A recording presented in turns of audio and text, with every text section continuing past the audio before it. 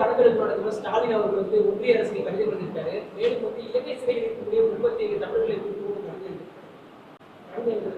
ஏங்க email, internet, இன்ஸ்டாகிராம்லாம் வந்த காலத்தில் போஸ்ட் மாஸ்டரை கொண்டு நீங்கள் முதலமைச்சர் ஆகினீங்கன்னா நான் என்ன பண்ணுறது?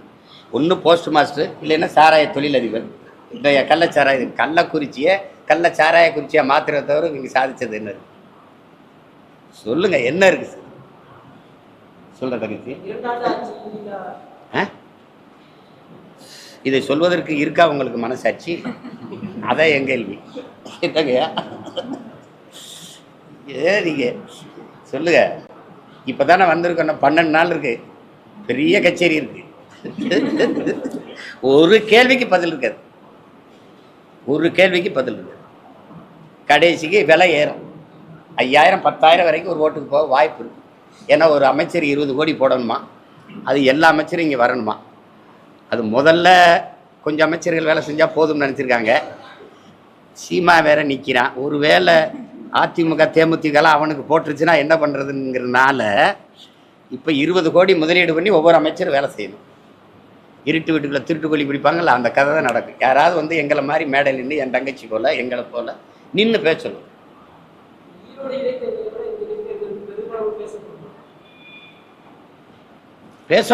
பேசப்படும்னா என்ன? பணம் அள்ளி வீசப்படும். ஏன்னா கள்ளச்சாராய் சாவு வந்து எங்களை பாதிக்கலை அப்படின்னா அவங்க காட்ட வேண்டிய கடமையும் பொறுப்பும் தார்மீகமும் அவர்களுக்கு கையளிக்கப்பட்டிருக்குது இல்லையா? ஏன்னா அவங்க சத்தியவான்கள், உத்தம புத்திரர்கள்.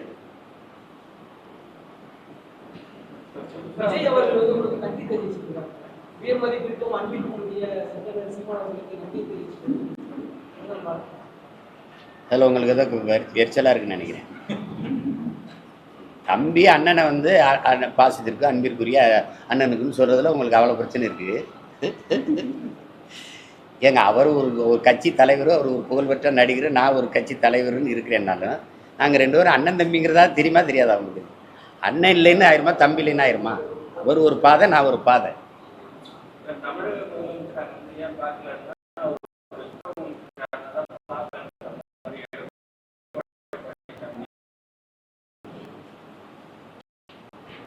இருக்கலாம். சரி, பார்த்து இறந்த வச்சிருவா, உயிர் பெற போறாங்களா? அதெல்லாம் ஒன்றும் இல்லை. எப்பவுமே தவறை ஒத்துக்கொண்டு தொடர்வண்டி விபத்துக்கு பொறுப்பேற்று விலகிய மத்திய லால் பகதூர் மாதிரி தவறுகள் இருக்கிறாங்க.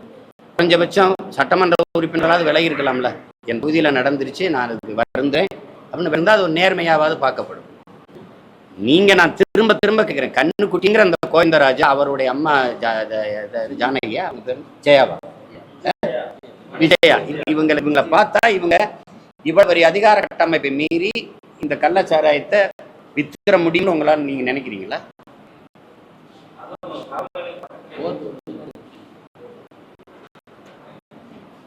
எதுவுமே தெரியலையேன்னு சொல்றதுக்கு எதுக்குங்க ஒரு அதிகாரம்? எதுக்கு இவ்வளவு படை, இவ்வளவு நிர்வாக கட்டமைப்பு? இதுக்கு ஒரு முதலமைச்சர், இதுக்கு ஒரு உளவுத்துறை, இதுக்கு ஒரு உள்துறை, இதெல்லாம் நீங்களே யோசிச்சு பாருங்க.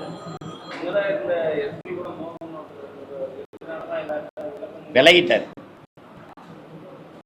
சகிக்க முடியல, போயிட்டார் அவரு தானே. இல்ல அதுக்காக தான் போனேன்னு சொல்ல முடியுமா? அதுக்காகலாம் போறதுன்னு சொல்றதுக்கு சீமான் மாதிரி எல்லாத்துக்கும் துணிஞ்சு நிக்கல.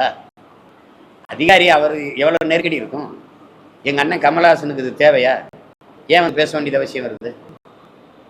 அந்த கருத்தை எப்படி பாக்குறது? எல்லாரும் எனக்கு கேட்கிறாங்க, என்னங்க ஆச்சு உங்க அண்ணனுக்கு, எங்க அப்படி பேசிருக்காரு? நான் போய் அப்படி என்ன சொல்றது? நாங்க சிறு வயதுல இருந்து அவரை நேச்சு மதிச்சு வளர்ந்த பிள்ளைகள். நாங்க அவருக்கு இனிமே ஒரு புகழ் வேணுங்கிறலாம் இல்லை. அவர் அளவுக்கு புகழ் பெற்ற இங்க ஒன்றும் ஒரு கலைஞன் ஒன்றும் இல்லை, ஒருத்தர் இல்லை. அவர் உலக புகழ் பெற்றாரு.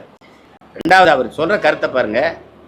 குடிக்காதீங்கன்னு சொல்ல முடியாது, குடிக்காதீங்கன்னு சொல்ல முடியாது. அது கொஞ்சமா குடிங்க, அளவா குடிங்க. அப்படின்னா என்ன பண்ணும்?